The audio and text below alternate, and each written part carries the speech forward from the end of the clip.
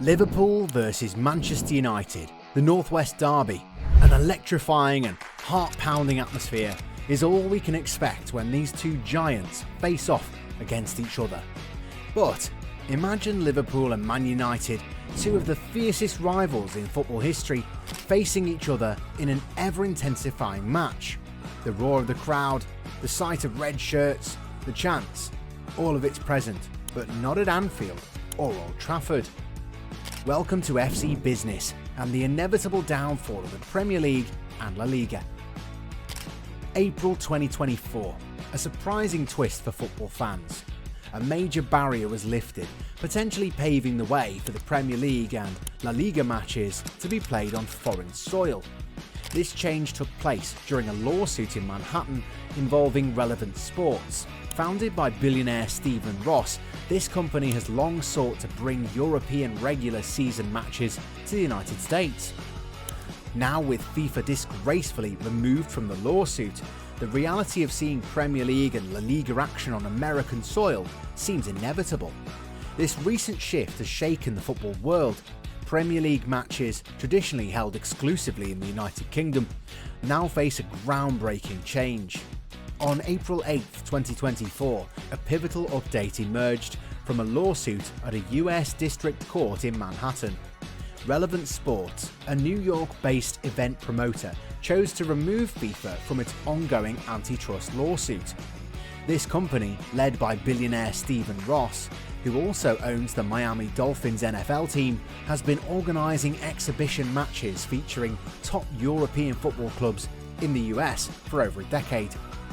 The decision to drop FIFA from the lawsuit was not fully explained, but such moves can be strategic, aiming to simplify the case or focus on more pressing issues.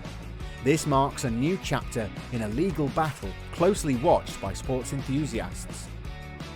Back in 2018, Relevant Sports tried to host a La Liga match between Barcelona and Girona in Miami. However, FIFA blocked the idea, insisting that official domestic games must stay within their home leagues.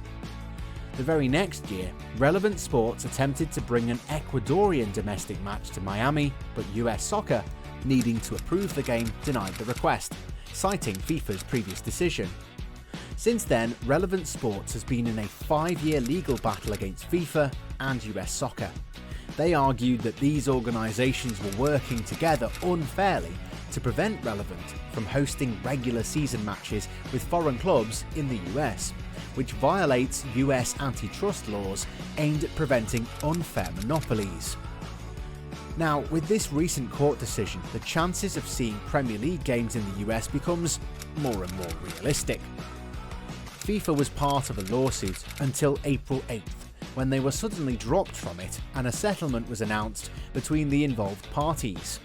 The details of this settlement were not shared with the public. One might wonder why FIFA decided to step back and settle at this time. The likely reason is that the United States is becoming increasingly important for FIFA, especially with several major football events on the horizon.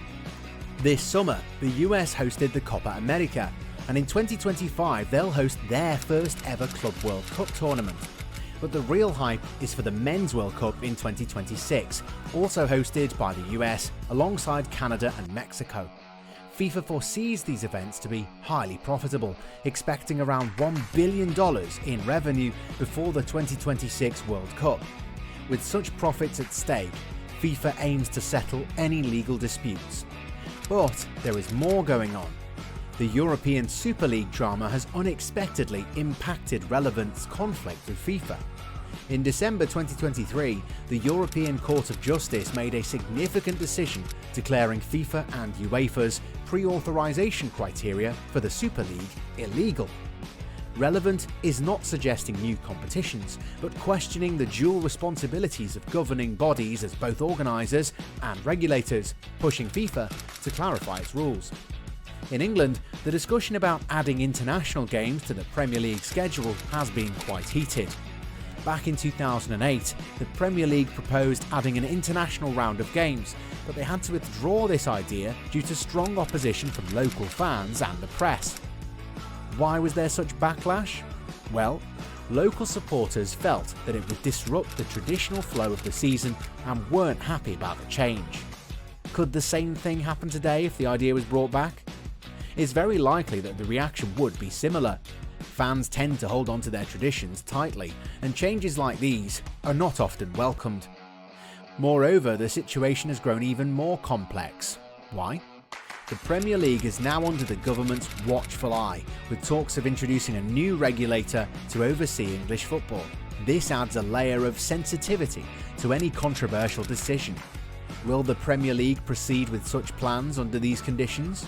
It's uncertain, but in this climate, it might be perilous. Meanwhile, international broadcast deals have surpassed domestic rights, prompting questions about whether global fans deserve more significant access. Last summer, Chelsea, Newcastle, Brighton, Brentford, Fulham and Villa participated in the Premier League Summer Series, selling out 270,000 tickets. The Premier League has opened an office in New York City, and its 2021 TV deal with NBC, worth $2.7 billion until 2028, more than doubled the previous auction. An executive with experience promoting European exhibition matches in the US told The Athletic, if Liverpool played Manchester United in the US in any major market in a regular season match, it would be like the Super Bowl. You could charge whatever, the potential is endless. However, Relevant Sports has spoken more cautiously. Their CEO, Danny Silman, emphasised the need to move forward thoughtfully and collaboratively to avoid alienating stakeholders. Spain and Italy have already taken their cup competitions to Saudi Arabia. Javier Tebas, the president of La Liga, stated in April 2024 that he aims to stage La Liga games in the US by the 2025-26 season. Similarly, Lorenzo Cassini, the president of Serie A, discussed playing a game week outside of Italy during the Social Football Summit in Riyadh in January. Like the Premier League, Serie A also has a New York office, and many of those spoken to by The Athletic's Adam Crafton foresee Serie A likely following La Liga across the Atlantic. Meanwhile, the French league is struggling with its media rights package and is desperately seeking fresh revenue streams.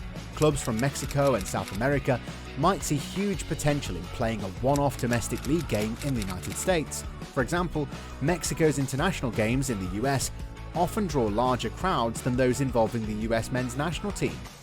Another potential candidate is UEFA, which, like La Liga, already has agreements with Relevant Sports to sell media rights in the US.